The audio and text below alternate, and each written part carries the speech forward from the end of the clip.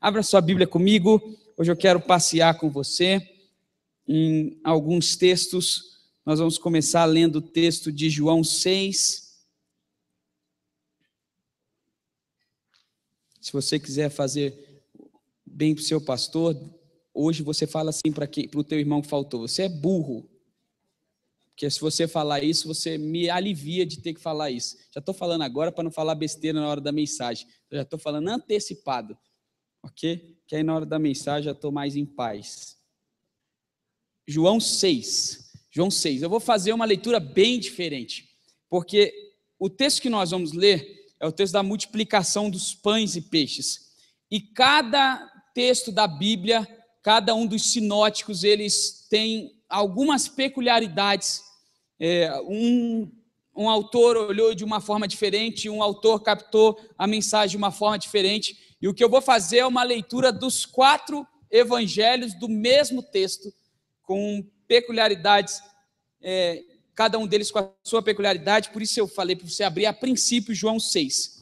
Se você conseguir, abra junto aí de João 6, coloca um dedo em João 6, coloca um dedo em Mateus 14. Mateus 14. Coloca um outro dedo em Marcos 6. Marcos 6. E um outro dedo em Lucas 9.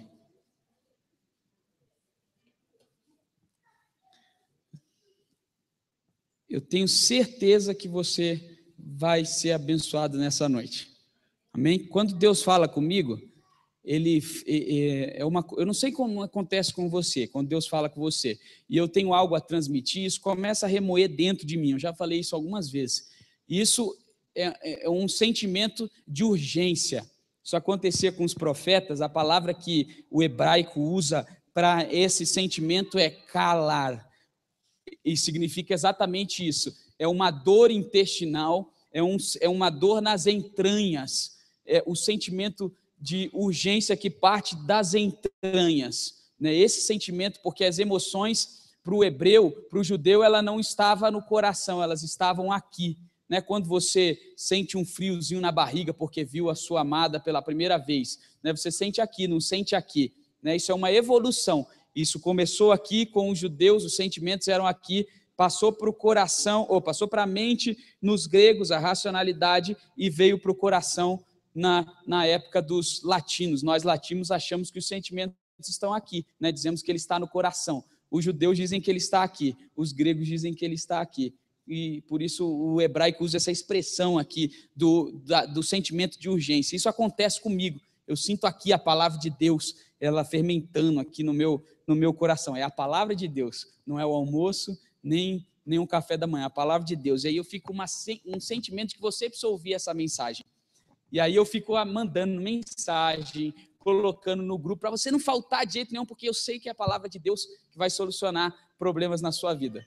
Amém? Já todo mundo conseguiu fazer essa brincadeira aí? Então, vamos ler. Eu vou parar bem pausado quando eu quiser ler um texto paralelo, tá bom? Diz assim: depois disso, Jesus atravessou o lago da Galileia, que também é chamado de Tiberíades. Uma grande multidão o seguia, porque eles tinham visto os milagres que Jesus tinha feito, curando os doentes. Ele subiu um monte e sentou-se ali com os seus discípulos. A Páscoa, a festa principal dos judeus, estava perto. Jesus olhou em volta de si e viu que uma grande multidão estava chegando perto dele. Então disse a Felipe: onde vamos comprar comida para toda esta gente? Agora você vai a Marcos 6, verso 35. Marcos 6, 35. Eu vou esperar aparecer ali, porque a sequência desse texto está aqui. Os discípulos chegaram perto de Jesus e disseram: já é tarde, e este lugar é deserto.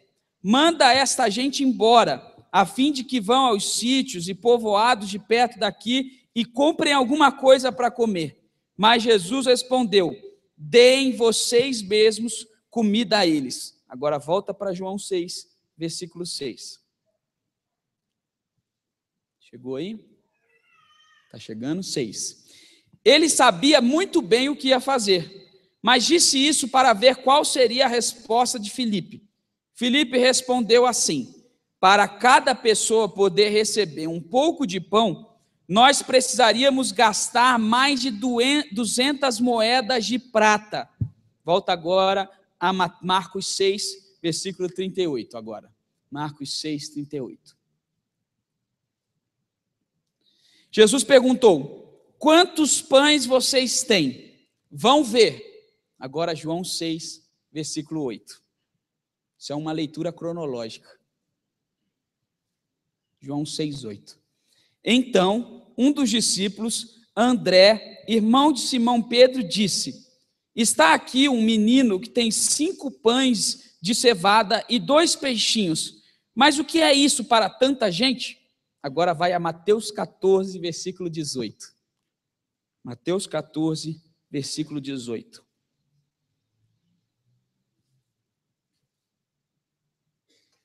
Ele disse, ou na minha versão diz: pois tragam para mim, disse Jesus.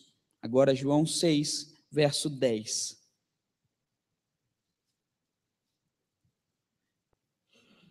Jesus disse: digam a todos que se sentem no chão. Agora Lucas 9, versículo 14.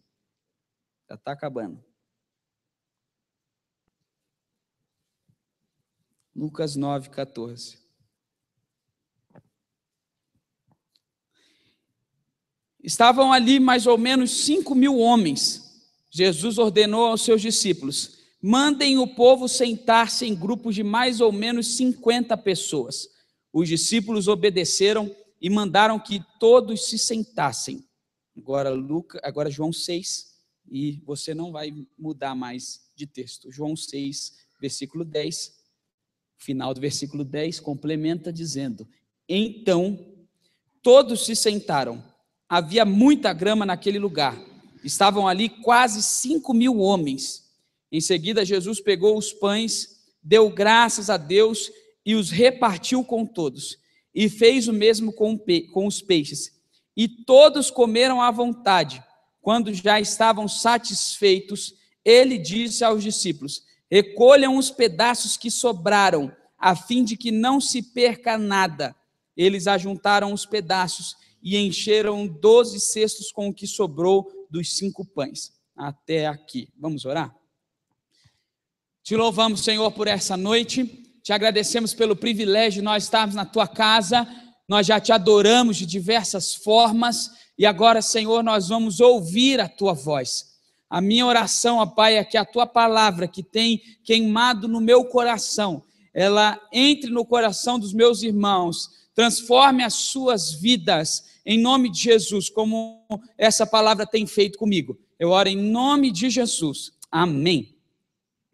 Parece que a palavra crise, ela finalmente saiu de moda, né? Há uns dias, há uns meses atrás, nós falávamos de crise praticamente todo dia.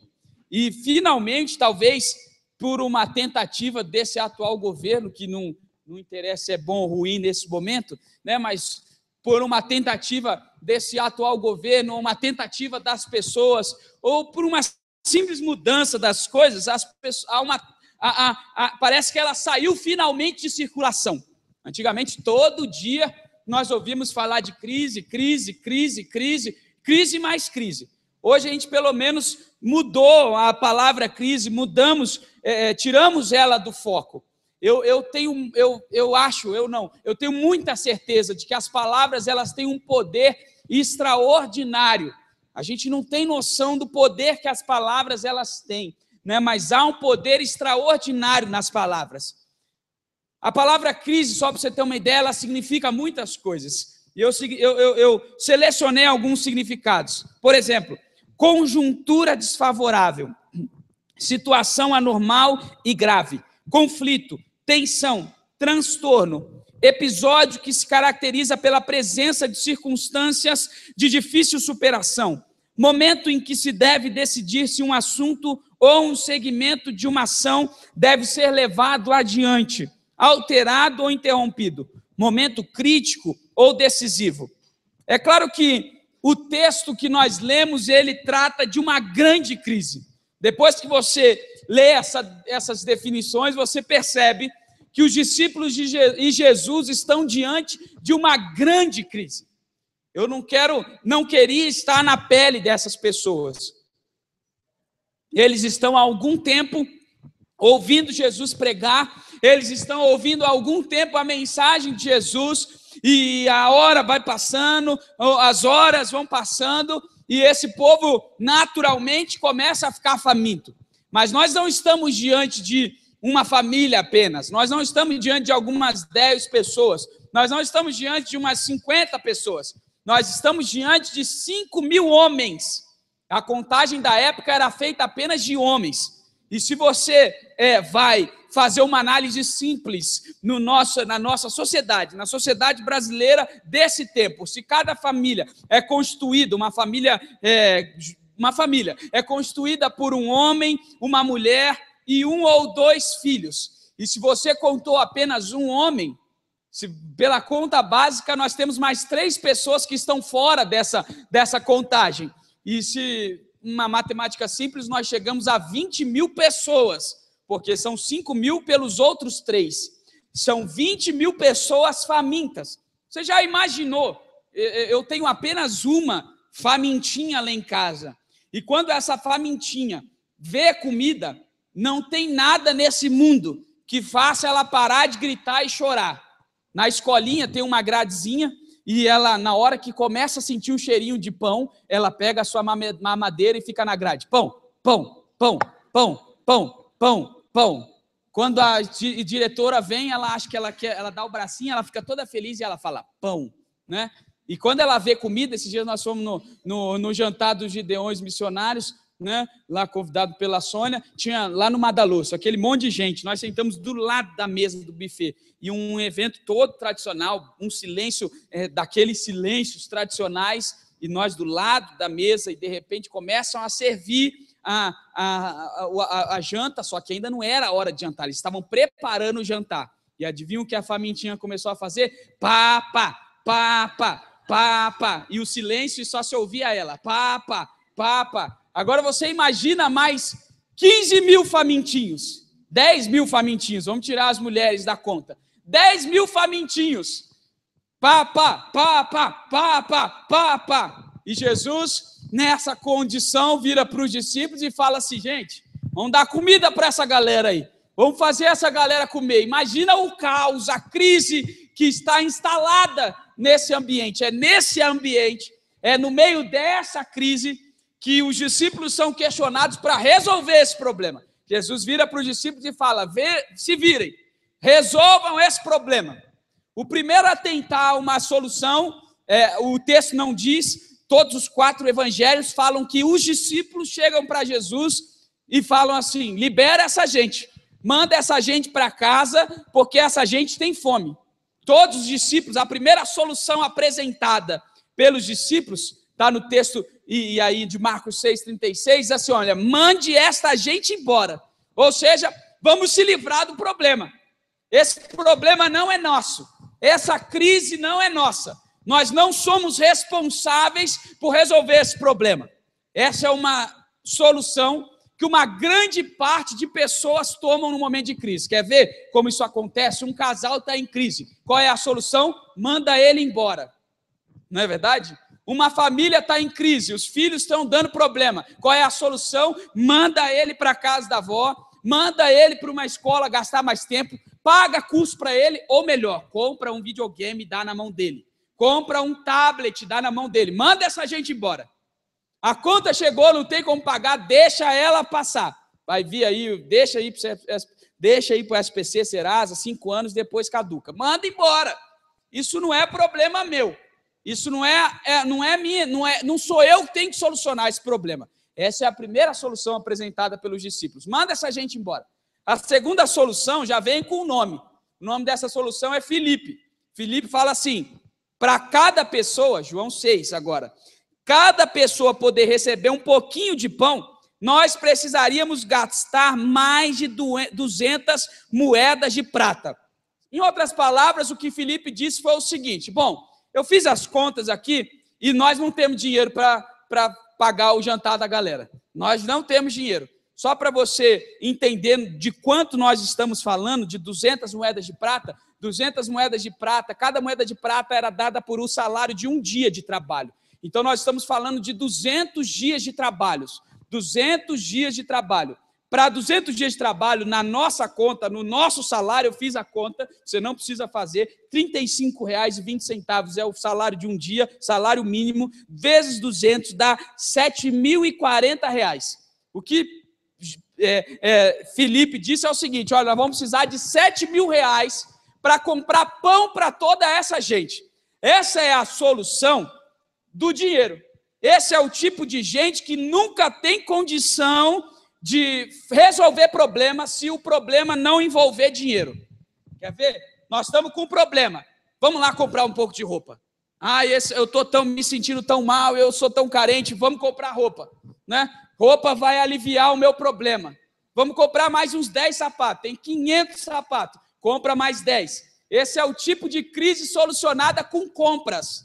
Né? O casal está brigando, vamos jantar fora. Vamos pagar um jantar para você. O que você quer?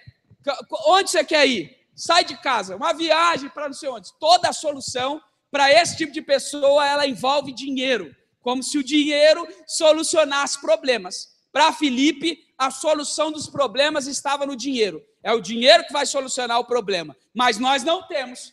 Então, já era. Problema à vista. Nós vamos ficar com esse problema. Por isso ele manda a galera embora. Não tem dinheiro. André até apresenta algo. Ele não apresenta uma proposta. O que o André apresenta é um menino com 5 pães e 2 peixinhos. Mas aí André, com esse menino na sua frente, ele fala assim, o que é isso para tanta gente? Esse é o tipo de gente que nunca tem solução e pior, ainda aumenta o problema. Porque se ele ficasse quietinho, pelo menos o menino ia embora de barriga cheia. Só que agora ele traz o menino que tem um pouquinho de nada e fala assim, olha, aqui tem um menininho, ó ele está guardando aqui, ó. Mas o que é isso aqui para todo mundo? Não vai rolar. Tem gente que é assim, que diante da crise, diante do problema, ele aumenta o problema. Ele não apenas, ele não resolve o problema dele, como ele cria problema para uma outra pessoa. Ele está com um problema sério. E aí ele fala do problema dele para o outro. E o outro que não tinha problema, começa a ter problema porque ele está falando. Quer ver? Tem gente que chega na tua casa e sempre arruma defeito. Não tem? Tem gente que vai na tua casa e fala assim, nossa, ainda não colocou aquela cortina? Nossa, teu piso está uma porcaria, hein? Tem que trocar esse piso. Olha como tem um buraco aqui. Nheque. Né? Nossa, olha esse teu carro. Está na hora de trocar o carro. Não tem gente que sempre está te apresentando um problema, ele não está só contente com a crise dele, ele tem que ainda inventar uma crise para você. Imagina a cara desse menino, na hora que André leva ele para Jesus e para os discípulos, e ele fala assim, olha, aqui tem um menininho, e o menino, não tem o que é meu, é da minha família. Não, porque tem gente que faz exatamente isso. Na crise, ele não apenas tem problema, como a incredulidade dele leva problema para outras pessoas. Tem gente que carrega problema consigo mesmo. Ele anda com uma mala de problema. Ele consegue achar problema até onde não tem problema. Ele consegue achar crise aonde não tem crise. Mas claro que nessa noite a minha proposta não é falar dessas pessoas. Por isso que eu já falei delas aqui na introdução. Já gastei um tempo aqui para talvez você fazer uma avaliação e te apresentar uma solução para sair da crise. Por isso que a mensagem e a imagem vem com o imperativo, saia da crise. Porque mesmo que os discípulos, eles não conseguissem solucionar aquela crise, por causa da sua incredulidade, por causa da sua falta de fé, por causa da sua ser apegado ao dinheiro, por causa de não quererem resolver o problema, não estarem nem aí com os problemas dos outros, nós temos alguém aqui que está a fim de resolver o problema. Nós temos alguém no texto que quer resolver a crise. Nós temos alguém no texto que quer tirar as pessoas dessa condição. O texto diz que Jesus olhou para essas pessoas, Jesus olhou para cada um deles, Jesus olhou para aquela multidão faminta, Jesus olhou para aquela crise e ele se compadeceu delas. A compaixão é esse sentimento que eu falei, já falei isso para você uma vez, já preguei aqui. A palavra compaixão, ela é traduzida do grego para o português como uma convulsão no coração, um infarto. Quando alguém se compadece por uma outra pessoa, a dor no seu coração é tanta por aquela pessoa, que ele tem quase que um infarto, ele tem uma convulsão no seu coração. Jesus, nessa hora, olha para essa multidão faminta, olha para a crise das pessoas e sente essa dor, e sente a dor deles, e sente o que eles estão sentindo, e para isso ele apresenta uma saída. O que Jesus está fazendo aqui é deixar lições para a gente sair da crise, para tirar aquelas pessoas da crise. Jesus apresenta, então, 5 lições para sair da crise. E é isso que eu quero falar com você nessa noite. 5 lições para você sair da crise nessa noite. Você não vai sair dessa igreja levando a crise com você. Seja ela uma crise familiar, seja ela uma crise no casamento, seja ela uma crise por falta de emprego, seja ela uma crise financeira, seja ela uma crise de enfermidade. Hoje você sai daqui sem a tua crise. Você vai sair da crise em nome de Jesus. Amém? Fala isso para quem está do seu lado. Hoje você vai sair da crise. Fala para quem está atrás de você. Hoje você vai sair da crise. Se você está com o seu caderno, o seu papel, a sua caneta, hoje é uma aula, 5 lições para você. A primeira lição, ela está no texto de Marcos 6, verso 38. Marcos 6, verso 38. Eu vou esperar ele colocar ali. Pode colocar na NVI, tá? Porque é mais próxima da que eu estou aqui. NVI. Marcos 6, 38. Eu vou esperar chegar aqui, porque eu quero que você leia comigo para compreender o que está acontecendo. Coloca agora na NVI aí, por favor. Está na Almeida atualizada. Conseguiu? Não tem aí a NVI? Tem aí embaixo. NVI-P. Sumiu? Então tá bom, sem problema. Diz assim, eu vou ler aqui. Leia aí. Nessa versão deve estar um pouquinho diferente, mas não tem problema. Jesus perguntou: quantos pães vocês têm? Vão ver. Nessa versão aqui, está lá. Ao que ele lhes disse: quantos pães tendes? Ide ver. A primeira coisa que nós precisamos aprender é que a maioria das pessoas, elas entram na crise ou estão em crise porque elas desprezam pequenas coisas. Observe, a maioria das dívidas, a maioria dos problemas de casamento, a maioria dos problemas de saúde, eles começam com uma pequena dorzinha. Você sente uma dorzinha e você não vai no médico. Você fala uma coisinha para o marido e para a mulher e você não resolve aquele probleminha. Você compra uma continha parceladinha em 50 vezesinha e você não se apercebe. Os discípulos não tinham procurado nada ainda. Os discípulos, eles não saíram do lugar. Eles nem sabiam quantos pães tinham. Eles nem tinham noção de quantos pães iam aparecer. Jesus não falou assim: olha, vão lá e me tragam 1 milhão de pães, e me tragam 50 mil pães, me tragam 300 peixes. O que Jesus disse foi: vejam quantos pães tem. E a resposta de André foi qual? Lembra? Nós temos 5 pães e 2 peixes. O que é isso para muita gente? A primeira lição para você sair é: não despreze as pequenas coisas. Fala isso para quem está do seu lado. Não despreze as pequenas coisas. Eles nem tinham olhado os pãezinhos, quantos pães tinham, mas o olhar deles já era de desprezo. Porque eles pensaram: o que nós vamos ter para alimentar toda essa gente? O que nós vamos ter para pagar, para resolver essa crise? Nós não temos nada. Não há nada possível para resolver isso, porque eles já tinham até mandado o povo embora. A solução deles já tinha: manda esse povo embora. E Jesus está falando: vão olhar, tragam o que vocês têm. Tem gente que pensa assim: não dá nada não. O que é uma palavrinha? O que é dormir um dia no sofá? O que é uma noite fora de casa? O que é uma tentadazinha? O que é uma palavrazinha? O que é uma horazinha menos no trabalho? O que é uma faltazinha no culto? O que é uma dormidinha a mais na escola dominical? O que é? Não é nada. nossos problemas, as nossas crises, elas nunca começam gigantes. Todas as crises começam desse tamanhozinho, pequenininhas, quando nós desprezamos as pequenas coisas. O endividamento, ele começa com uma pequena conta. O problema no casamento começa com uma palavra falada fora do lugar. O problema no trabalho começa com 5 minutinhos atrasado todo dia. A crise com os filhos começa quando, ao invés de você gastar um tempinho com ele, você deixa ele gastar um tempinho com outra coisa. Não dá nada. Não é o problema. Isso é tão pequenininho. Isso não vai trazer problema. Isso não traz crise. É só uma idinha. É só uma continha. É só uma palavrinha. É só uma horinha gastada de forma indevida. A solução das nossas crises, elas passam pela valorização das pequenas coisas.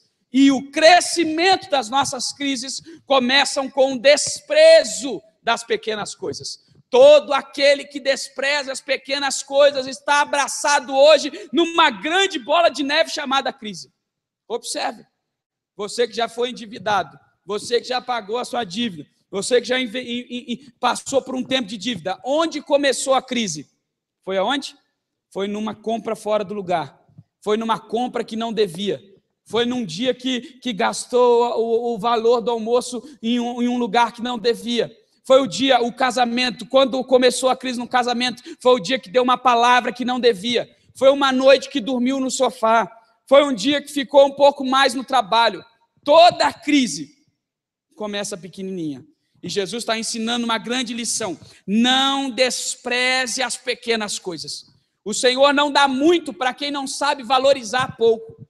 O Senhor não dá grandes quantidades para quem não sabe valorizar pequenas coisas.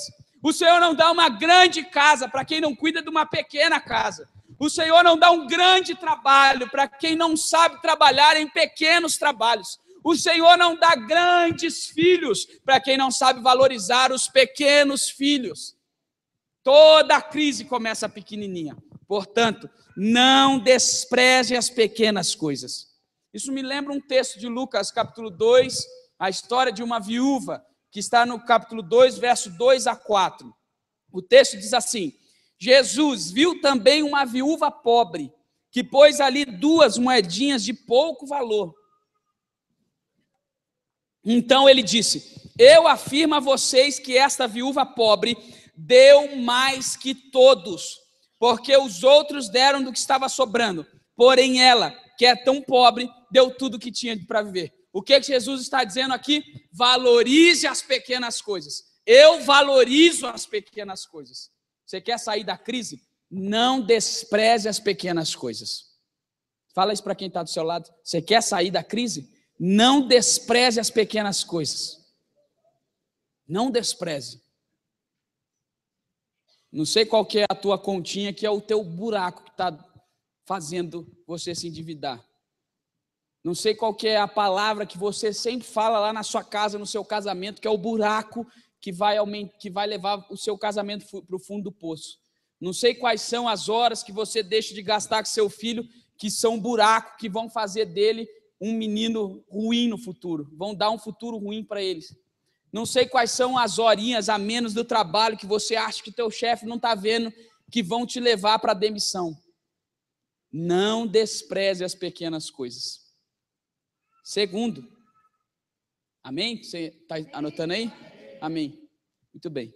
O John Maxwell, ele diz que tem algumas formas de aprender. Tá? A primeira forma de aprender é ouvindo.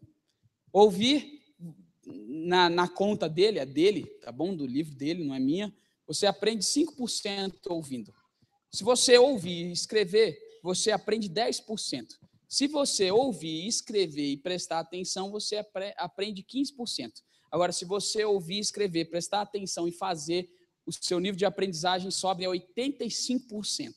Essa é uma conta do John Maxwell. Eu sei que tem uma outra conta, que eu não lembro quem é que fez, que segue mais ou menos essa linha. Agora, cada um tem uma forma de aprendizado, né? Também é uma outra linguagem. Eu descobri cedo qual era a minha forma de aprendizado. Sabe como é que eu aprendo? Eu aprendo ouvindo. Se eu estiver ouvindo, eu aprendi. Eu posso estar fazendo uma outra coisa no computador, jogando videogame, vendo TV, lendo alguma coisa, mas se eu estiver te ouvindo, eu aprendi. Tanto que na escola eu nunca olhei para o professor. Eu sempre sentei nas primeiras cadeiras porque eu precisava ouvir. E lá no fundo eu não conseguia ouvir. Minha pior época da vida foi quando na faculdade eu cheguei atrasado, porque eu fazia o seminário junto, e eu tinha que sentar para o meio, eu não conseguia ouvir direito. Então, eu sempre estava ouvindo, enquanto o professor estava falando, eu já estava fazendo aqui. Sempre fiz assim, quando acabava a aula, eu já tinha feito todos os exercícios. Esse é o meu método de aprendizagem. Cada um descobre o seu, e isso é fundamental. Agora, se você ouvir, prestar atenção, escrever e fazer, é garantia de sucesso. Repita comigo, primeira lição. Valorize as pequenas coisas. Isso. Segunda lição. Olha agora o texto de João 6:9. Nós vamos ler João 6:9 e Mateus 14:18. Primeiro João 6:9. Está aqui um menino que tem 5 pães de cevada e 2 peixinhos. Mas o que é isso para tanta gente? Agora o texto é Mateus 14:18. Mateus 14:18 vai completar aqui. Disse Jesus, tragam para mim. Outro erro comum das pessoas na crise, que conduz as pessoas à crise, é a utilização errada dos recursos. A maioria das pessoas tem recursos, mas eles usam os recursos de forma errada. Eles até têm nas suas mãos a solução, mas eles usam errado aquilo que Deus já deu para solucionar o problema. Faça uma avaliação simples aí da sua vida. Eu quero que você faça uma avaliação simples da sua vida. E pensa aí, quanto você tem recebido? Quanto você recebe? Pensa aí, quanto tempo você tem da sua vida? Quanto tempo você tem? Pensa aí, quantas horas você está acordado? Pensa aí, quantos dias da semana você tem? Se você for igual a eu, você tem 7 dias na semana, 24 horas por dia, 31 dias ou 30 por mês. Aí vai variar o nosso recurso salário. Mas as horas, o tempo, eu tenho 30 anos de vida. A expectativa de vida de um homem hoje é de 77 anos. Então eu tenho mais 47 anos de vida. Você pode divergir um pouquinho de mim. Se você está mais próximo do pastor Walter, você já está na casa ali dos 60, quase nos 70. Se você está mais próximo de mim, está na casa dos 30. Brincadeira, ele tem só 45. 51. É porque é que eu te conheço com 45. Então a data 45 ficou marcada, né? Na minha mente. 51 já. Já passou dos 50. Então, ele tem menos tempo de vida. A expectativa de vida dele é um pouco menor que a minha. Um pouco menor. Os recursos que ele tem em mãos talvez sejam mais do que os meus. Mas todos nós temos que fazer uma avaliação. Por que nós temos que fazer uma avaliação? Porque a desculpa, eu não tenho tempo, ela não pode existir na minha vida. Porque eu tenho tempo. O mesmo tempo que o pastor Walter tem, eu tenho. As mesmas horas do dia que ele tem, eu tenho. As mesmas semanas que ele tem, eu tenho. O salário pode divergir um pouquinho, mas eu também recebo o salário. Mas a crise começa quando eu aplico errado aquilo que eu tenho em minhas mãos. Perceba, os discípulos olharam para os seus recursos e falaram, esses recursos não são nada. Jesus já disse, tragam os recursos para mim. Ou seja, enquanto os discípulos olharam para os seus recursos, que eram os mesmos de Jesus, e falaram assim, isso aqui não vai resolver o problema, Jesus olhou para aqueles mesmos recursos e falou assim, esses recursos vão resolver o problema. Então a realidade, a solução, não está na quantidade de recursos que eu tenho, mas na aplicação correta dos meus recursos. Não dá para viver uma vida de 30 horas se a gente tem 24 horas. Não dá para você fazer coisas de 12 anos se você tem 50 anos. Eu não aguento mais jogar bola que nem eu jogava quando eu tinha 12 anos, meu irmão. Quando eu tinha 12 anos, eu acordava todo dia às 6 horas da manhã e eu jogava bola. Depois da escola, aos 12 anos, eu estudava de manhã. Todo dia, das 2 às 6 da tarde. E no sábado, das 8 ao meio-dia. Eu só parava de jogar bola no sábado porque minha mãe gritava: vem para casa almoçar, você está jogando bola o dia inteiro. Esse menino não aguenta, não faz outra coisa, você joga bola. Eu joguei bola, muita bola. Só que hoje eu não tenho condição de jogar bola. E não é por causa da minha saúde, porque se eu pudesse eu jogaria bola o dia inteiro. Mas é por causa da minha aplicação de recursos. Quando eu tinha 12 anos, eu podia aplicar o meu recurso jogando bola. As minhas horas jogando bola. Hoje eu preciso aplicar os meus recursos com outras coisas melhores. Naquela época, os meus recursos precisavam ser... Quais eram o que eu precisava fazer com 12 anos? Estudar, jogar bola e ir para a igreja. Era tudo que eu tinha que fazer. Hoje eu preciso fazer um monte de coisa. Ir para a igreja, cuidar da minha família, trabalhar, ter tempo com a minha esposa, ter tempo com Deus, ter tempo com a minha filha, ter tempo com os irmãos que não vêm no culto e depois querem visita na semana. E não dá para resolver o problema que eu estou falando exatamente aqui hoje, a crise que eu estou falando hoje. Né? Aí não dá. Eu tenho que arrumar tempo. Mas todos nós não podemos ter a desculpa do tempo. É a aplicação do recurso que me faz sair da crise. Tem gente que pensa como os discípulos: o que é que eu tenho? Isso aqui não dá para nada. E tem gente que pensa como Jesus: eu vou aplicar esse recurso no lugar certo, da maneira certa, na hora certa, nas pessoas certas, e essa aplicação vai gerar bons frutos. Né? Eu ouço rádio quase todos os dias. Quase todos os dias. E eu faço questão de ouvir o Mauro Halfred e o Max Gallagher, todos os dias. Um dia eu vou ter dinheiro para aplicar. Um dia eu vou ter. O dia que eu tiver dinheiro, e talvez nunca chegue, né? Mas se esse dia chegar, eu já sei aplicar dinheiro em títulos do Tesouro, que são de rentabilidade boa e dentro de um ano e que são seguros.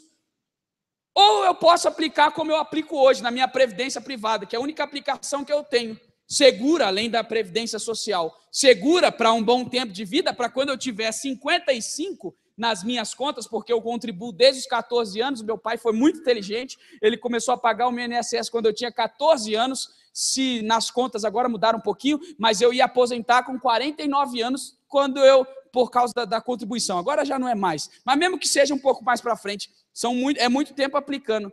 É muito tempo, é uma aplicação segura. A previdência, desde os 18 anos eu pago. Desde que eu entrei no seminário, eu guardo lá R$50. Agora eu já estou pagando a da Esther.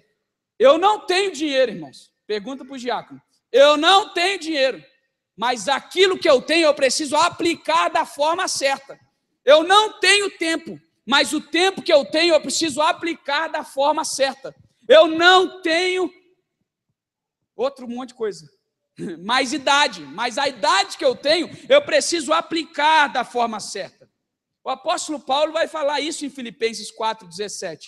Não é que eu só pense em receber ajuda, pelo contrário, eu quero ver mais lucros acrescentados à conta de vocês. Paulo está dizendo: olha, eu quero que vocês apliquem o que vocês têm aonde vai dar lucro, porque todo crente precisa aplicar certo. Nenhum de nós aqui, lembra quando eu dou a Biblinha para uma criança, eu falo assim: aqui tem todas as respostas para a tua vida? Tem tudo mesmo, você está vendo aqui mais uma resposta para a tua vida na Bíblia.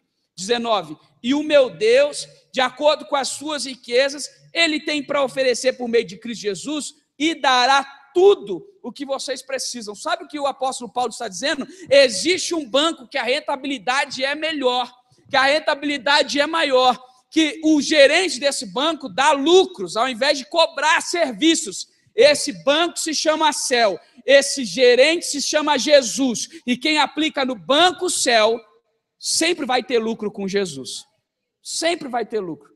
Você acha que você gastar um tempo aqui com as crianças é perda de tempo? Não, meu irmão, você está investindo nesse banco.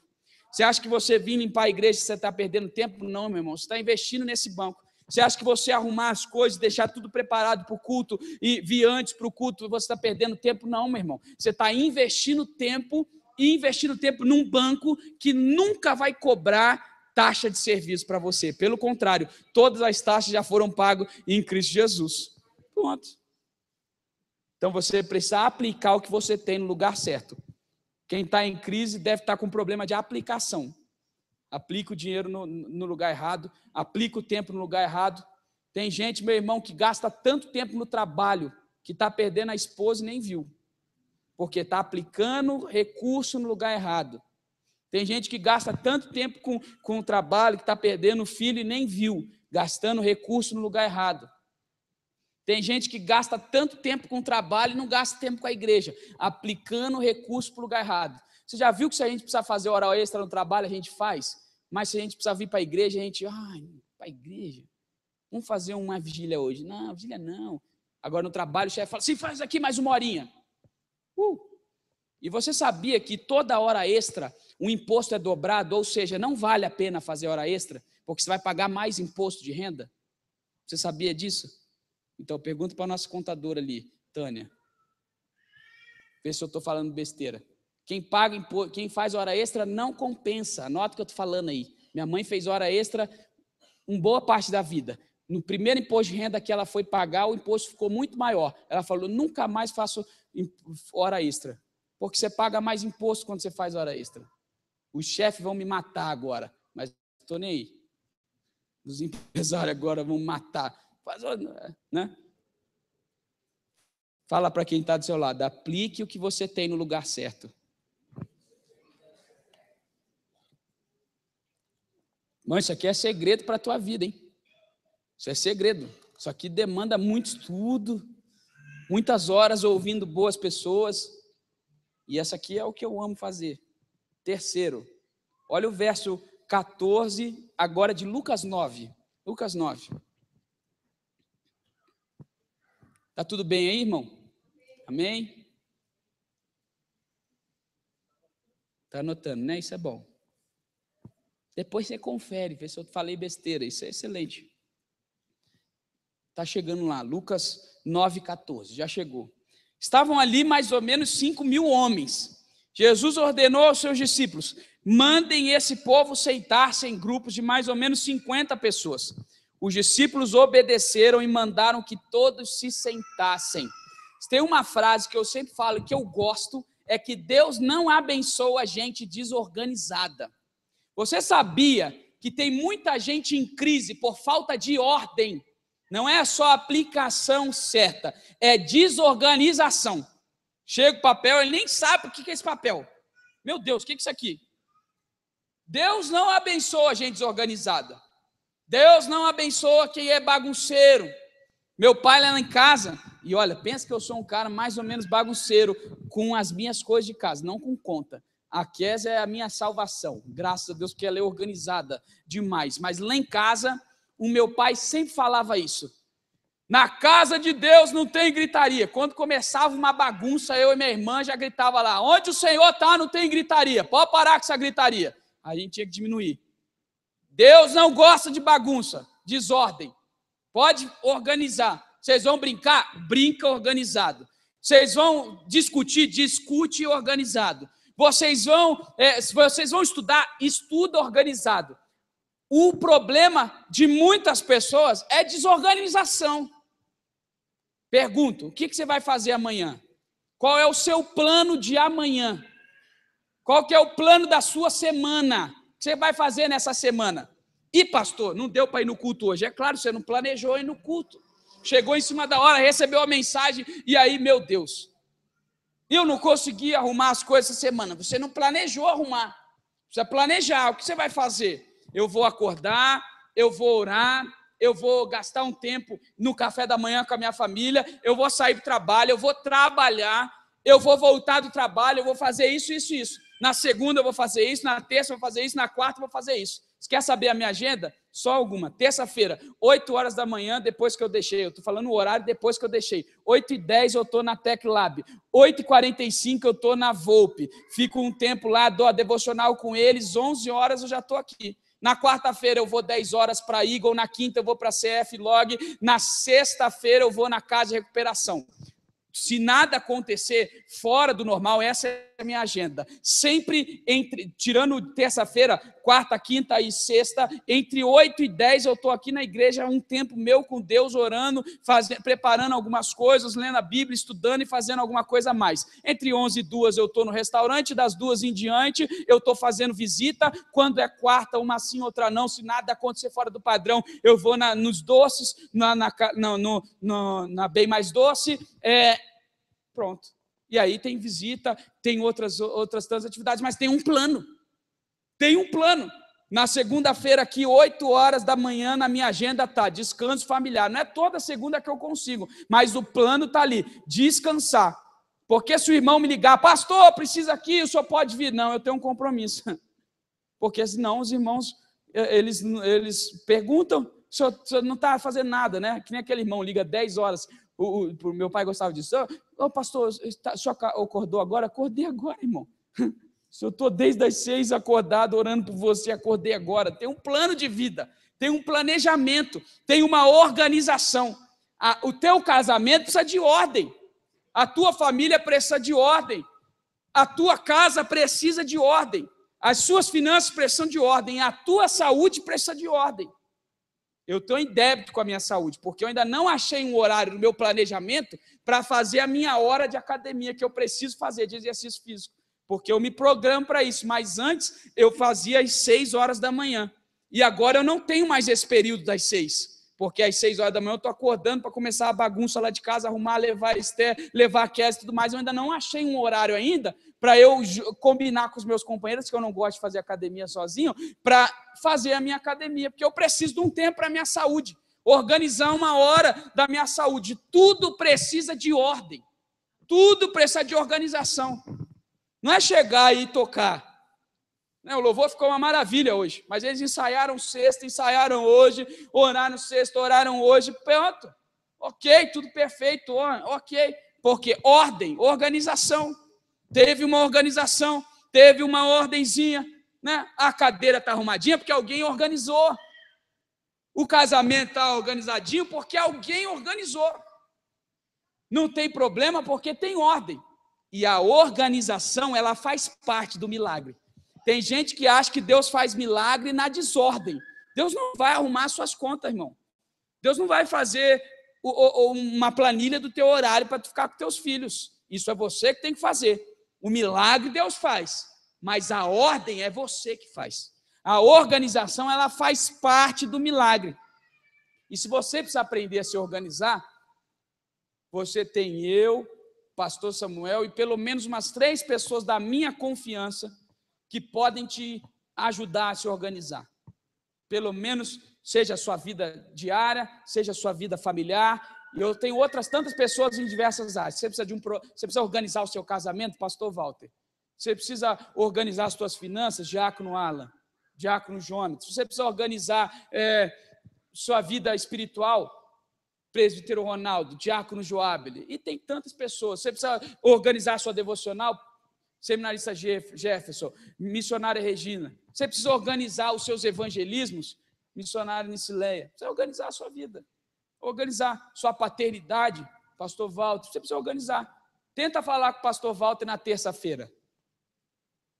Eu tento falar com ele, mas terça é o dia das meninas, acabou. Às vezes a gente precisa correr, vir não sei o que lá, mas eu sei que terça é o dia das meninas. E segunda é o meu agora. Nós já combinamos. Terça ele não vem, segunda eu não venho. Para ter um tempo tem que organizar. Não tem milagre sem organização. Fala isso para quem está do seu lado. Não tem milagre sem organização. A organização, ela faz parte do milagre. Olha só, o que está lá em 2 Reis 4, verso 3. Eliseu disse: vá pedir que os vizinhos lhe emprestem muitas vasilhas. Nós estamos aqui com uma viúva de profeta, uma mulher que devia ser cuidada, e ela está toda enrolada, toda endividada, com seus filhos quase morrendo. E aí Eliseu fala: primeira coisa, pede vasilha dos seus vizinhos que você não tem. Depois, segundo, vocês entram na casa de vocês. Depois que vocês entrarem na casa, vocês fecham a porta. Depois que vocês fecharem a porta, vocês começam a derramar o azeite. O que Eliseu está fazendo? Organizando a vida daquelas mulheres. E ele segue dizendo: quando todas estiverem cheias, vocês vão vir aqui, vem aqui falar comigo. Aí foi o que aconteceu. Todas as vasilhas estavam cheias. Ele perguntou se havia, os discípulos perguntaram, os meninos perguntaram se havia, a mãe perguntou se havia mais alguma. Eles responderam: essa foi a última. Então o azeite parou de correr. Aí ela vai ao profeta. Olha o que Eliseu fala. 3.000 anos antes desse tempo aqui, 1.000 anos antes de Cristo. Vendo o azeite, paga a tua dívida. E depois vai sobrar dinheiro para você e seus filhos irem vivendo. Dica financeira, abre aspas. Primeira coisa que você faz é pagar a dívida. Dívida é do capeta. Dívida é demônio na sua vida. Enquanto você tiver dívida, não adianta.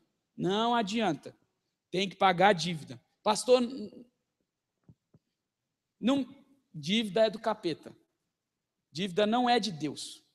Então, primeira coisa, paga a dívida. Olha o que o Eliseu fala para a mulher, paga a dívida. Depois você pagar, aí você vai ver o que vai sobrar. E com o que sobrar, você vai viver. Mas primeiro você tem que pagar a dívida. Tem gente que primeiro, ai meu Deus, eu tenho que viver. Meu irmão, enquanto você pensar assim, nunca vai ter. Nunca vai ter. Que coisa, não?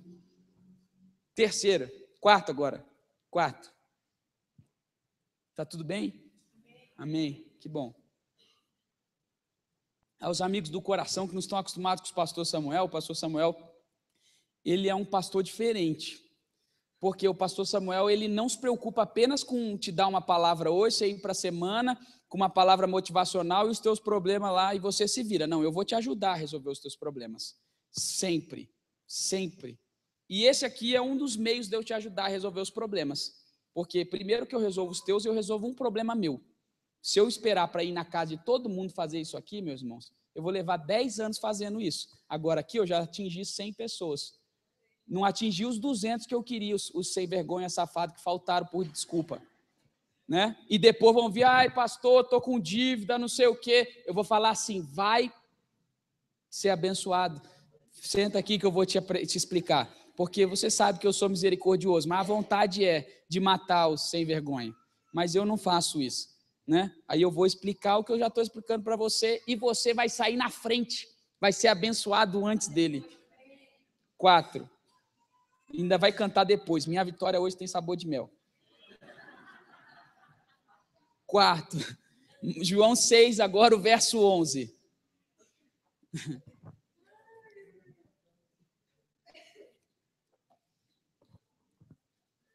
Viu, Valdinene, que eu devia ter feito outra faculdade, né? Não direito, devia ter feito engenharia. Depois que eu terminei a faculdade, tirei a OAB, aí eu pensei, puxa, eu devia ter feito engenharia, mas não vou fazer engenharia, é que eu fiz gestão empresarial antes do direito. E eu gosto também de administração, mas um dia eu ainda faço engenharia. Verso 11 diz assim, em seguida, Jesus pegou os pães, deu graças a Deus e o repartiu com todos, e fez o mesmo com os peixes. Aprenda uma coisa, quem nunca tem para dar, nunca vai ter para receber. Perceba, quem nunca tem alguma coisa para dar, nunca vai ter nada para receber. A partilhar, dividir, faz parte da multiplicação.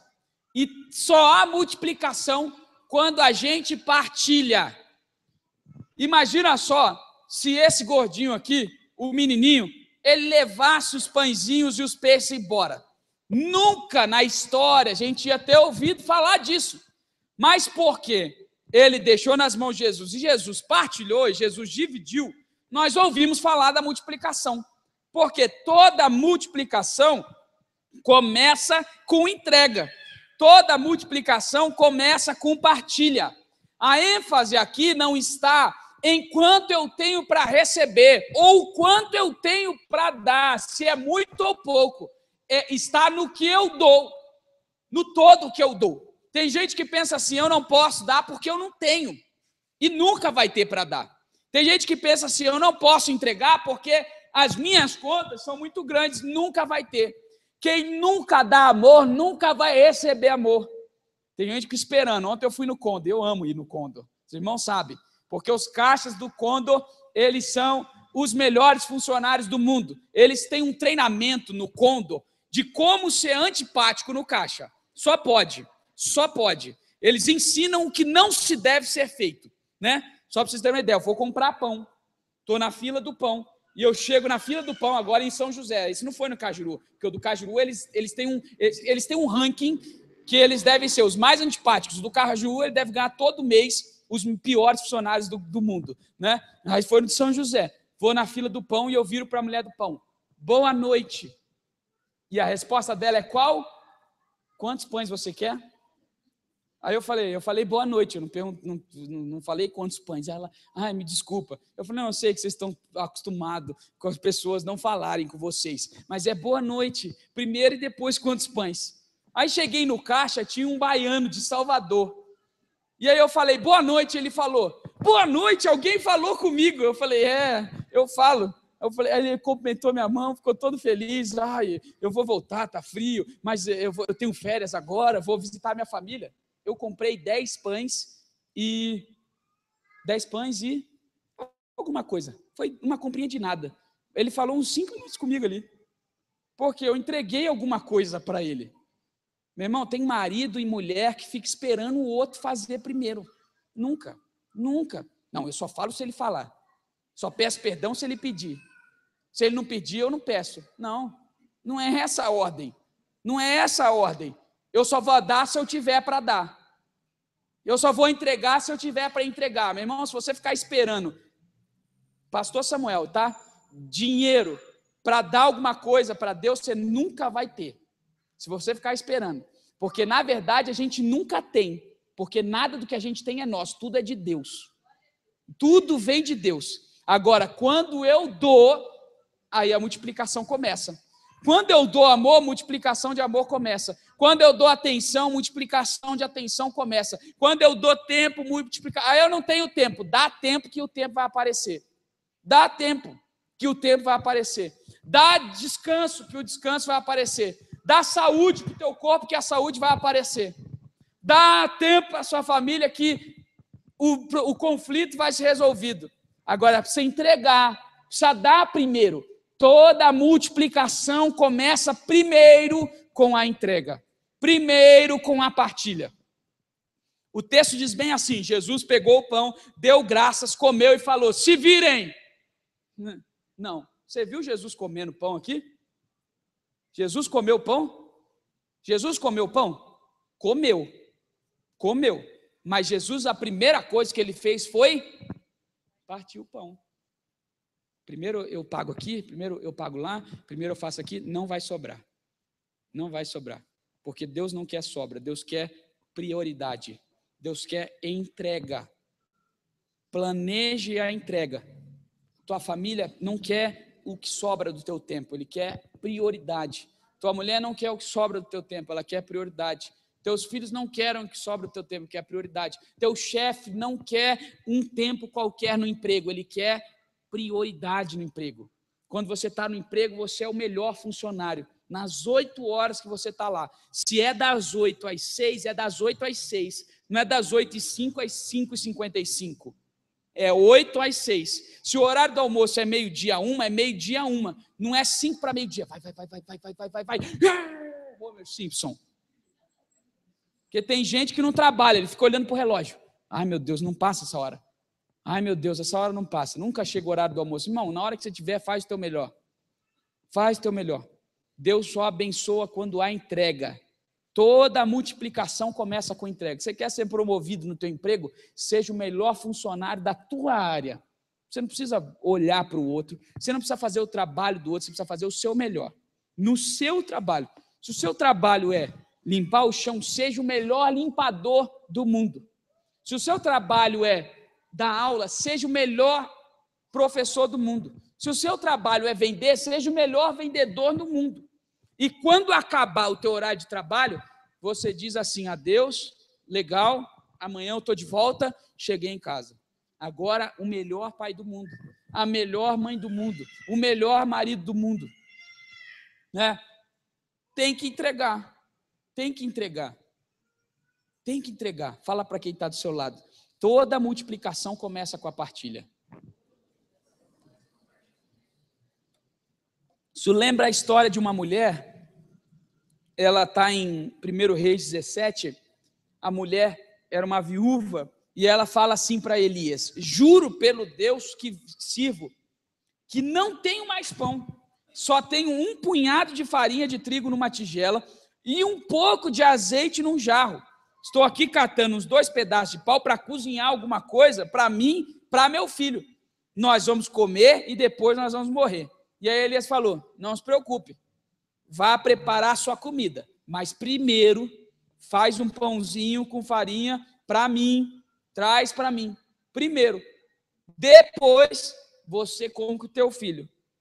E aí o verso 14, pois o Senhor, o Deus de Israel, diz, não acabará a farinha da sua tigela, nem faltará azeite no seu jarro, até o dia em que eu, o Senhor, fizer cair chuva. Olha o que Elias está falando. Primeiro, dá o que você tem para Deus. Depois, deixa que Deus vai cuidar do resto. Deixa que Deus vai fazer. Agora precisa entregar. Precisa estar disposto a entregar. Dá a tua família para Deus. Ela não está entregando uma farinha e uma tigela. Sabe o que ela está entregando ali? Ela está entregando a vida dos seus filhos. Ela está entregando a sua própria vida. Porque eles vão comer e morrer. O que Elias está pedindo é a vida dela. O que Jesus pede é a nossa vida. Toda a nossa vida. Toda a nossa vida. E quando eu entrego a minha vida, a multiplicação acontece. Fala assim, entrega a tua vida e a multiplicação acontece. E última lição. Vou repetir as 4 para você não se perder. Primeira lição, não despreze as pequenas coisas. Fale isso, não despreze as pequenas coisas. Aplique no lugar certo. A organização faz parte da multiplicação. Toda multiplicação começa com a partilha.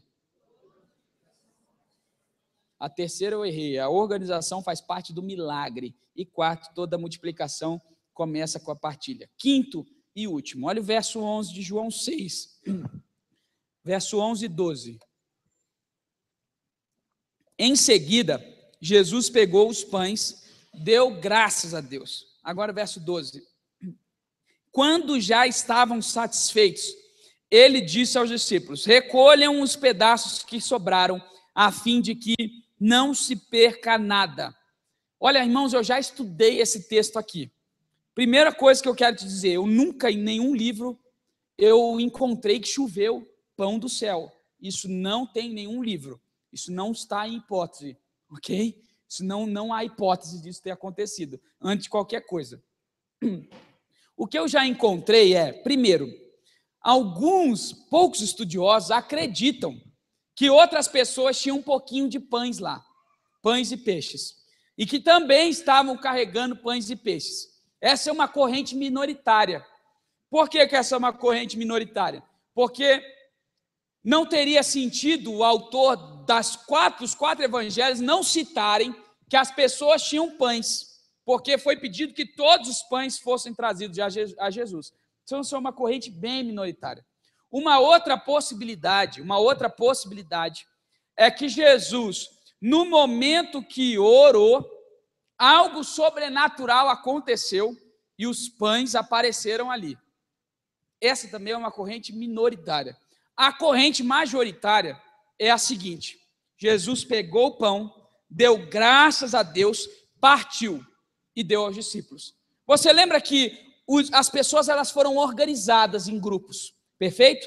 E nós temos grupos de mais ou menos 50 pessoas. Se são 50 homens, 5.000 pessoas, nós temos 100 grupos. 100 grupos. E nós temos 12 discípulos. Jesus pega esse pão, partilha para os 12 discípulos. Cada discípulo vai para um grupo. Ele é responsável por 10 grupos. E ele partilha esse pão. E esse pão é partido, e esse peixe é partido. E o pão vai sendo partido, e o peixe vai sendo partido. E à medida que o pão é partido, e à medida que o peixe é partido, esse pão nunca acaba. E esse peixe nunca acaba. Agora, o que é extraordinário? O que é extraordinário é a quantidade de cestos que sobram. São 12 cestos cheios de pães que saíram de 5 pães e 2 peixes. 12 é exatamente o número dos discípulos. Os discípulos passam recolhendo com os seus cestos depois os pães e nós temos 12 cestos cheios de pães e peixes. Extraordinário, sobrenatural. Mas isso não é nada para Deus. Não é nada para Deus. O que Jesus faz? Jesus não tem poder nele como homem de fazer coisas extraordinárias. Todo poder que está em Jesus como homem vem de Deus. E Jesus ele pega e agradece a Deus e fala: Deus, muito obrigado. Olha que coisa sensacional. Ele dá graças a Deus por uma multiplicação que ele ainda não está enxergando, mas que vai acontecer. Ele já agradece a Deus por algo que aos olhos dele ainda não aconteceram, mas que ele sabe que vai acontecer. Sabe o que é isso? Isso é confiança no poder criativo de Deus. Se tem alguém que pode fazer coisas do nada, esse alguém é Deus. O ser humano não pode criar nada. O ser humano, ele não tem poder de criar do nada alguma coisa. Por exemplo, um ser humano, esses dias eu vi uma postagem, né? Eu quero ver quando Deus vai criar uma perna no homem. Coitados, porque tinha uma ciência, a ciência cria uma perna biônica. Beleza, a ciência usa um metal que Deus criou, usa a capacidade humana que Deus criou, usa todas as ferramentas que Deus criou. O homem não tem capacidade de criar uma pedra, de criar o céu, de criar a luz, de criar o pão. O homem pode usar os meios que Deus criou, e através dos meios que Deus criou, daquilo que Deus fez e a capacidade que Deus deu ao homem, ele pode, através disso, recriar ou criar algumas coisas que já são criadas com meios criados. Agora Deus não. Deus, ele pode do nada, sem nada. Aqui nós temos um vácuo nesse espaço aqui. Deus pode em qualquer momento colocar um sol aqui. Pode ou não pode? Pode, porque ele é o Deus criador. Ele só precisa falar assim: sol, apareça lá. Porque foi assim, Gênesis: haja luz, houve luz. Haja separação entre águas e terra seca, houve separação entre águas e terra seca. Haja animais silvestres, haja animais dentro da água, haja flores e as flores, e haja frutos e haja meios silvestres. Deus, através da sua palavra, a sua palavra criativa, ele pode fazer qualquer coisa. Aleluia. O que Deus precisa fazer é só dar uma palavra. E a criação vem através da sua palavra. Glória a Deus. Por isso que há um poder extraordinário naquilo que eu e você falamos. Porque quando eu e você falamos, filhos de Deus, nós estamos usando algo que Deus nos deu. O mesmo poder que há em Deus de falar, de trazer vida ou morte. Provérbios 17 diz: o homem tem na sua palavra o poder de trazer vida ou morte. Tiago capítulo 5 não diz que um perfeito varão é aquele que ora muito, que faz jejum o dia inteiro, que prega como poucos, que jejua e que conhece toda a Bíblia e que lê a Bíblia no ano inteiro. Ele diz que o perfeito varão é aquele que cala a tua boca, que refreia a língua dele, que não fala. Esse é o perfeito varão, porque através da minha boca, ele diz, pode sair a morte, a maldição, ou pode sair a bênção. Quando eu confio no poder criativo de Deus, eu estou dizendo que é para Deus. Deus, ou o que Jesus está dizendo, eu te dou graças, porque o Senhor criou esses pães e esses peixes, e o Senhor pode criar quantos o Senhor quiser. Aleluia. Por isso não há porta tão fechada que Deus não pode abrir, porque se Deus quiser, Ele abre uma porta para você. Ele não depende de alguém abrir a porta, Ele tem poder, Ele é o criador da porta, Ele inventa a porta, Ele cria o cargo se for necessário, quando você confia nele. Por isso que se o médico disser assim, não tem solução para a tua enfermidade, não interessa o que o médico disser, porque Deus é o criador do ser humano, e se Ele apenas falar, sai câncer, sai dor, sai enfermidade, Ele faz através da palavra dele. Por isso que a tua conta, mesmo que esteja o mais vermelho possível, Deus pode em qualquer momento trazer o recurso, porque Ele é o dono do ouro e da prata, e através da palavra dele, em qualquer momento Ele cria o recurso na tua conta. Ele pode, através da palavra dele.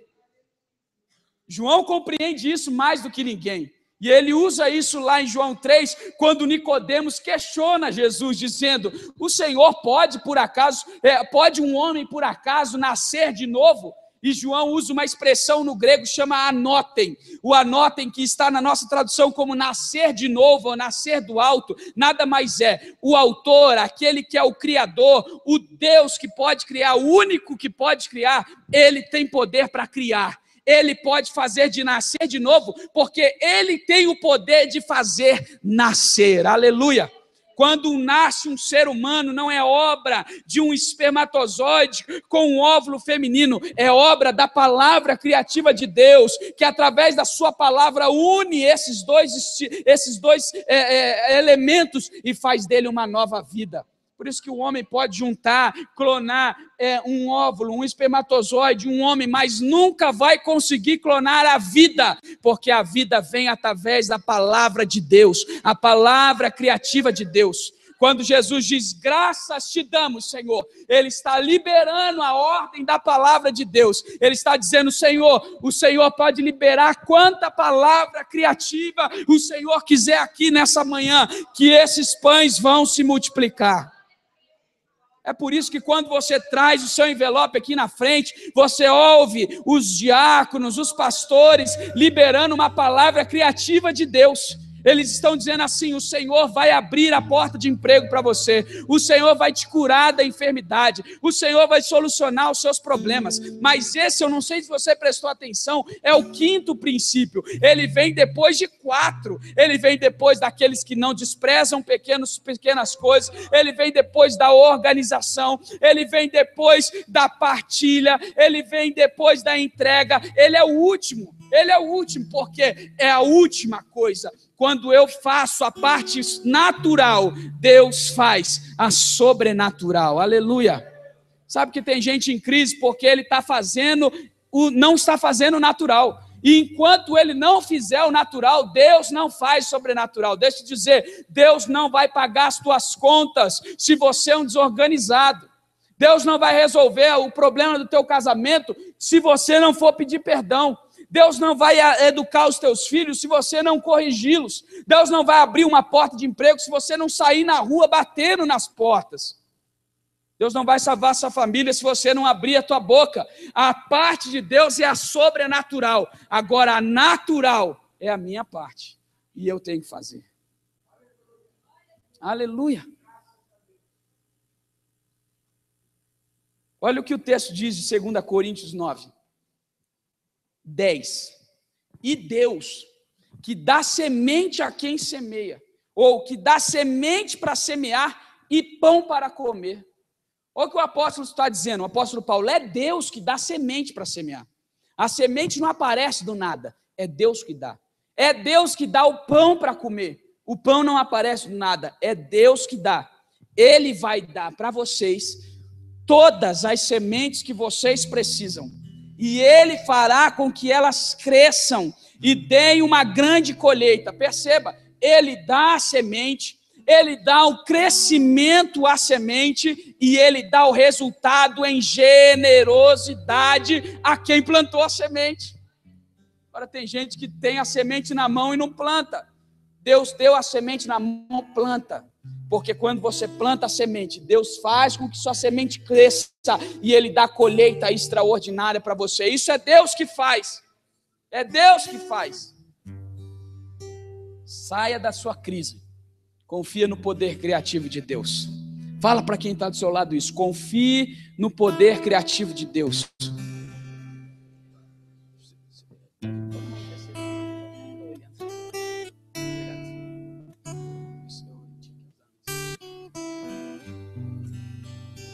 Olha o que diz o verso de número 5 de João 6 e depois o texto de Marcos 6, 37.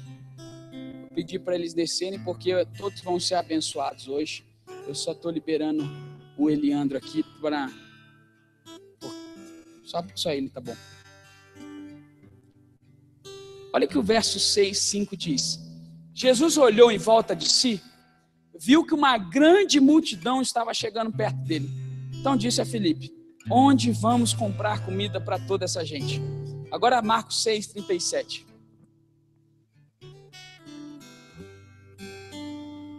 Jesus respondeu, deem vocês mesmos comida a ele. Eu separei 2 perguntas de Jesus. A primeira pergunta é, onde vocês vão comprar comida para toda essa gente? A segunda afirmação é, deem vocês de comer. Jesus, ele perguntou, mas com a pergunta ele já trouxe a resposta.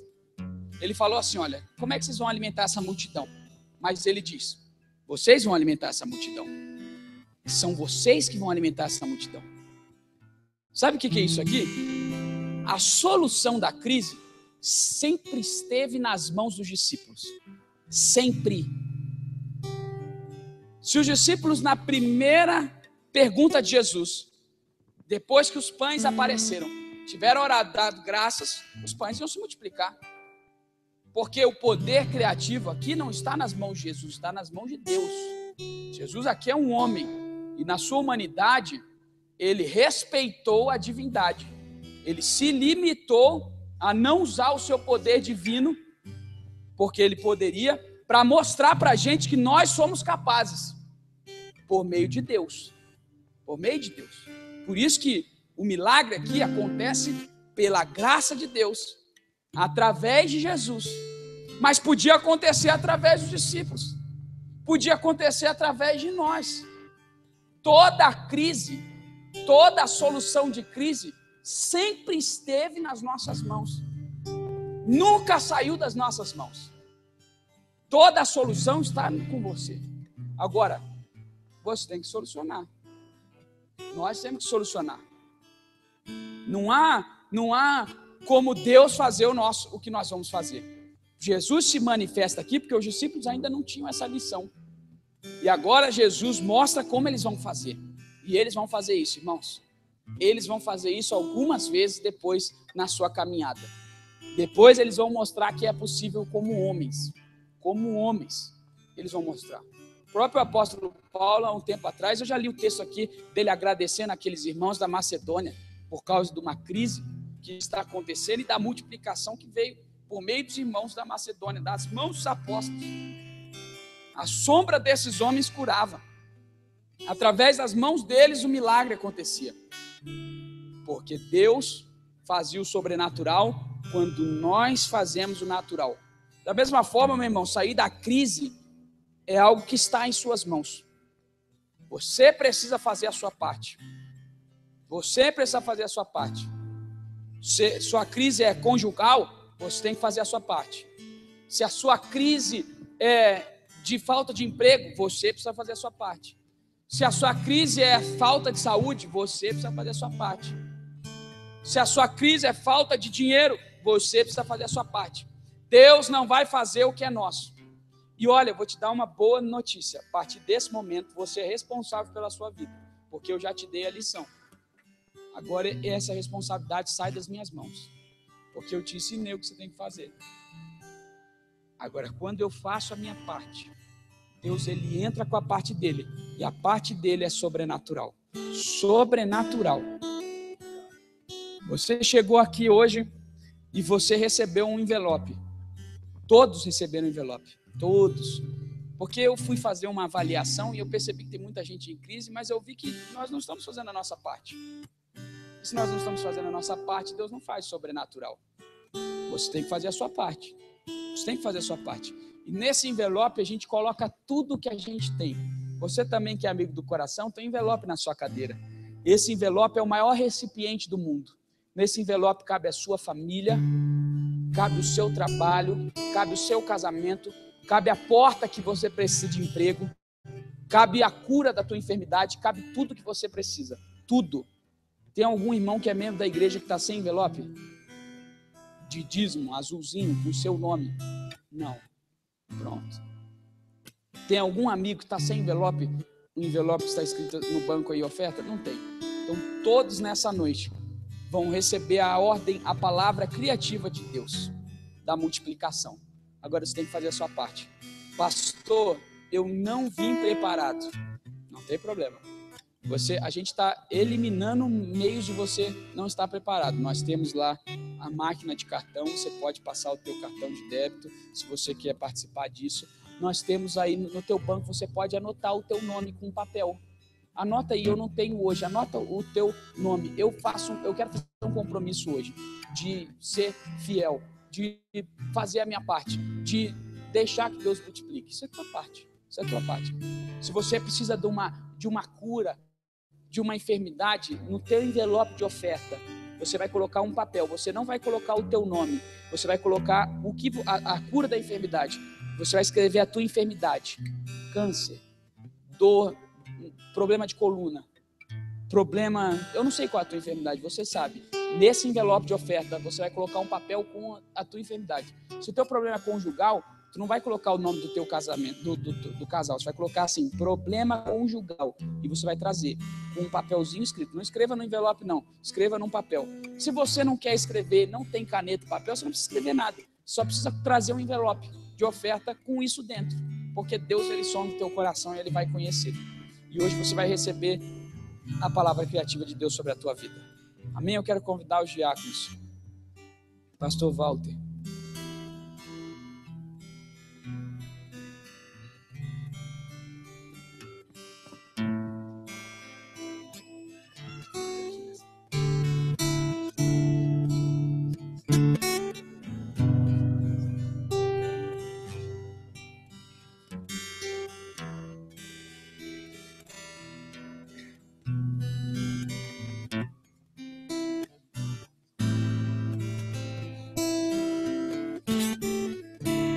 Amém? Coloque-se de pé.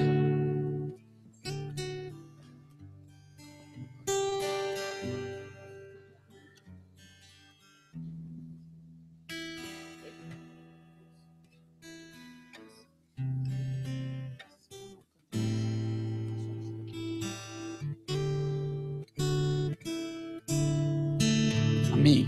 Eu vou orar aqui pelos diáconos primeiro. Vou abençoar a vida deles. Eles têm em suas mãos também as suas sementes, o milagre que eles precisam.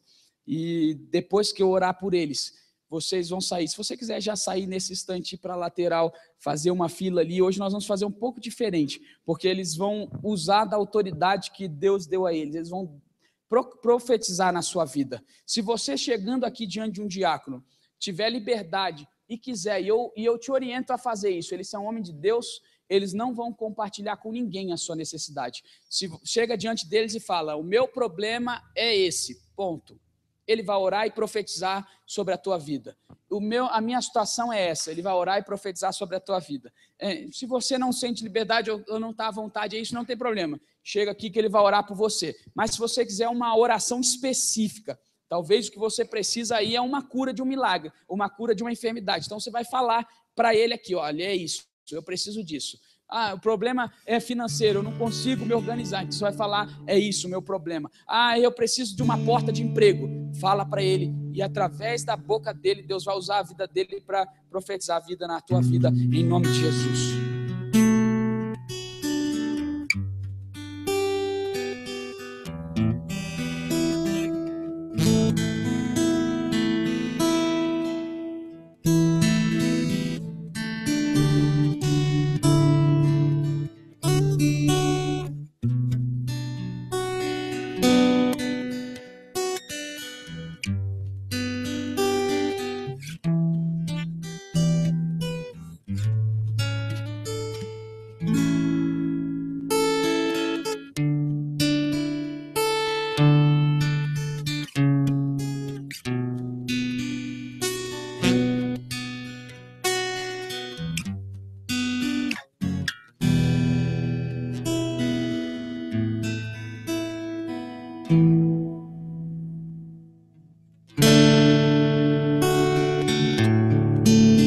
Podes perceber quem sou,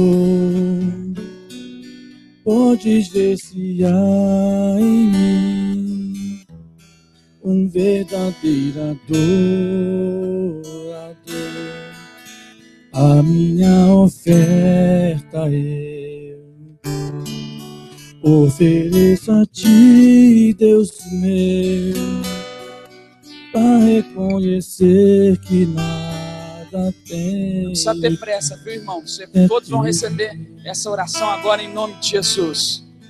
Quero te adorar, ainda que a figueira não floresça.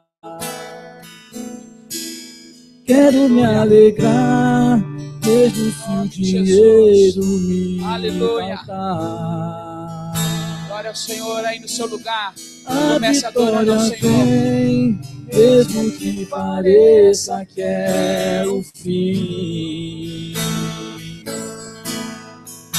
Pois tu és fiel, Senhor, fiel a mim. Tu és fiel, Senhor, eu sei que tu és fiel. Tu és fiel, Senhor, eu sei que tu és fiel.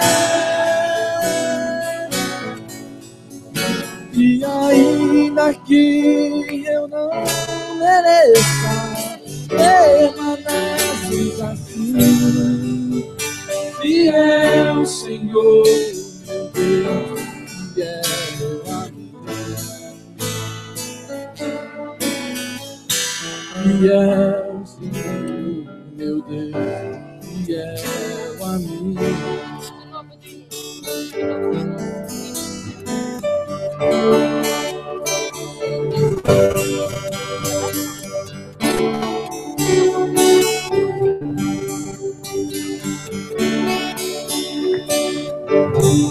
Sei que estás aqui, Senhor. Podes perceber quem sou. Podes ver se há em mim um verdadeiro adorador. A minha oferta eu ofereço a ti, Deus meu, pra reconhecer que nada tenho, tudo é teu. Ainda que a figueira não floresça, quero me alegrar, mesmo se o dinheiro me faltar. A vitória vem, mesmo que pareça que é o fim. Pois tu és fiel, Senhor, fiel a mim. Tu és fiel, Senhor, eu sei que tu és fiel. Tu és fiel, Senhor, eu sei que tu és fiel. E ainda que eu não mereça, permaneces assim. Fiel, Senhor, meu Deus, fiel a mim. Fiel, Senhor, meu Deus, fiel a mim.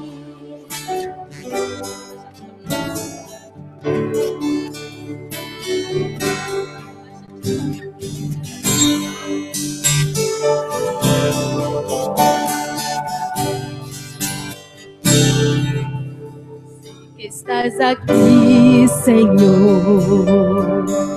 Podes perceber quem sou. Podes ver se há em mim um verdadeiro adorador.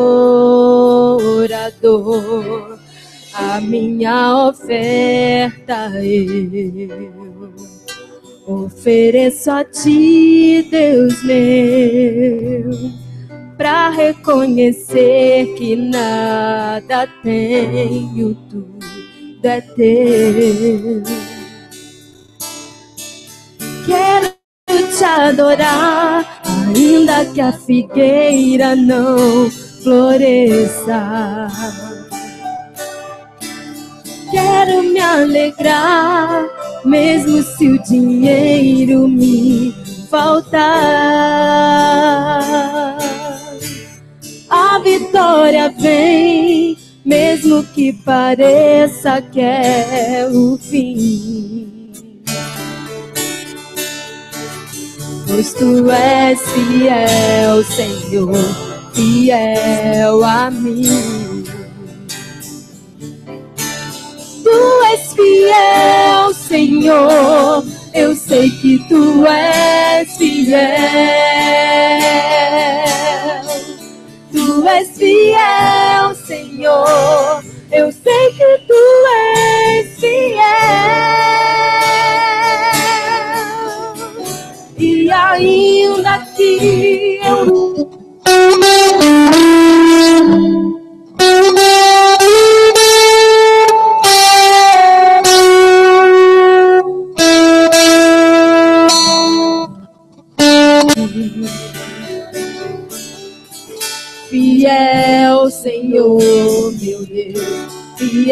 fiel a mim.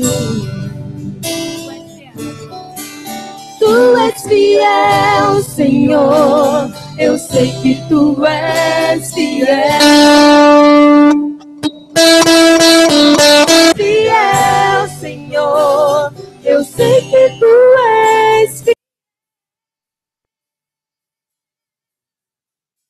E ainda que eu não mereça, permaneces assim.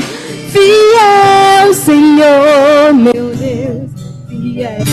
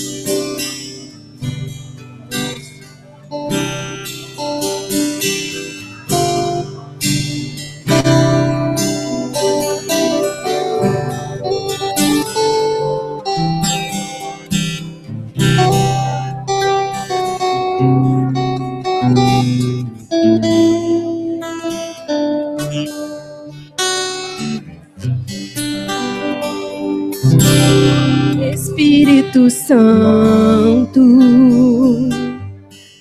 ore por mim. Leve pra Deus tudo aquilo que eu preciso. Espírito Santo, use as palavras que eu necessito usar, mas não consigo. Me ajude nas minhas fraquezas, não sei como devo pedir. Espírito Santo, vem interceder por mim. Todas as coisas cooperam para o bem daqueles que amam a ti. Espírito Santo, vem orar por mim. Estou clamando, estou pedindo, só Deus sabe a dor que estou sentindo. Meu coração está ferido, mas o meu clamor está subindo.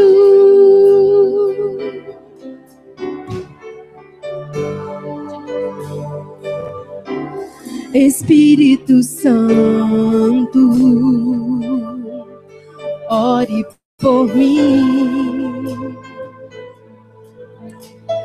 Leve para Deus tudo aquilo que eu preciso.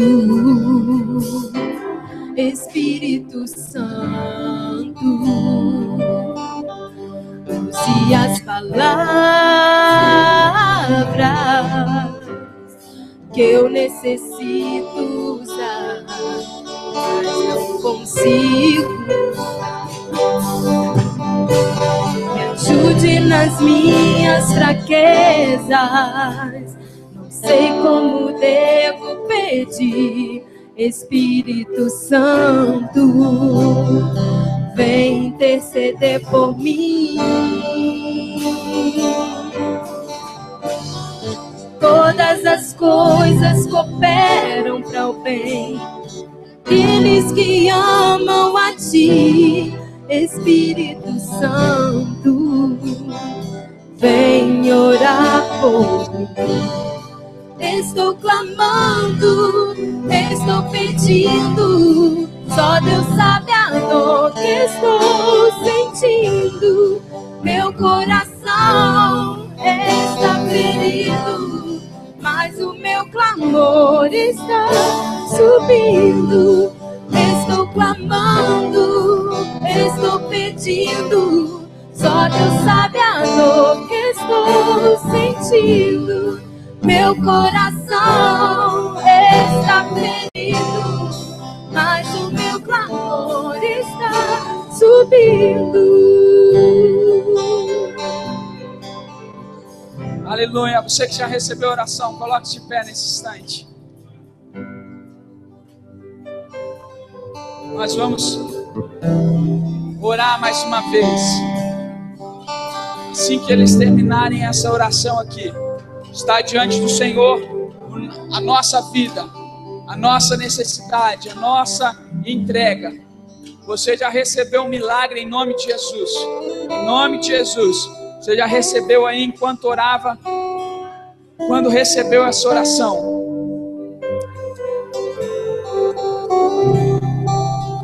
Aleluia. Nós já vamos agora orar juntos. Aleluia. Aleluia. Oh, aleluia. Aleluia. Aleluia.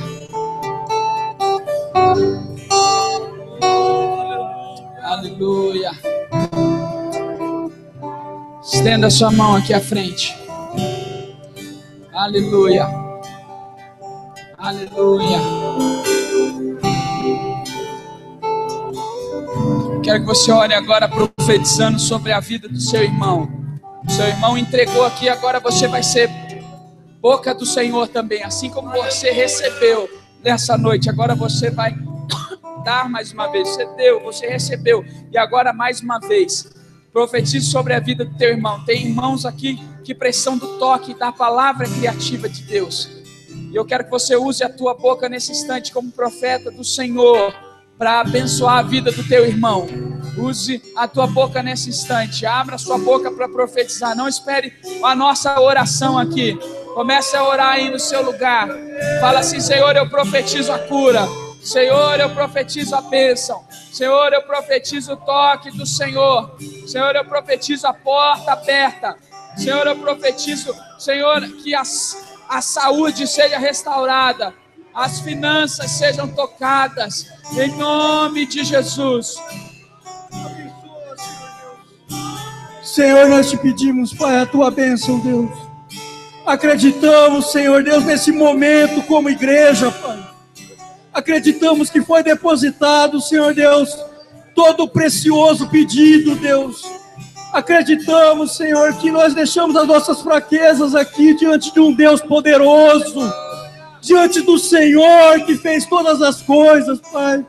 Acreditamos que o impossível, Senhor Deus, está debaixo dos teus pés, Senhor. E por isso, Senhor Deus, na igreja aqui, Pai, nós te pedimos, Senhor, seja conosco, Senhor. Seja conosco, Senhor, e abra as portas, Senhor Deus. Quebra tudo que está amarrado, Senhor Deus, pelo nosso inimigo, Pai. Que o Senhor se vá à frente, Senhor, e desça toda sorte de bênção, Senhor Deus, por nós, pela tua igreja, Pai. Nós precisamos de ti, Senhor Deus. E a nossa bênção, Senhor Deus, nós dependemos de ti, Senhor Deus.